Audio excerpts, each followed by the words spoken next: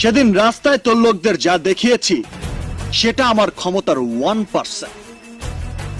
আর খুনি ফরিদকে আমার হাতে তুলে না দিলে দেখবি ক্ষমতার 100%। হাই ভোল্টেজ 440 মারবো এখানে, আর লাশ পড়বে 10 মাইল দূরে। এই, আমার ফ্যামিলি ম্যাটার নিয়ে তুই আর একটা শব্দ উচ্চারণ করলে জান নিয়ে তুই ফেরত যেতে পারবি না। এটা তোর ফ্যামিলি ম্যাটার না, আমার ফ্যামিলি ম্যাটার। তোর খুনি ভগ্নিপতিকে আইনের হাতে ধরিয়ে দেবার উপর নির্ভর করছে আমার পুলিশ ভাইয়ের মান সম্মান ভবিষ্যৎ। ওকে এখন আমার হাতে তুলে না দিলে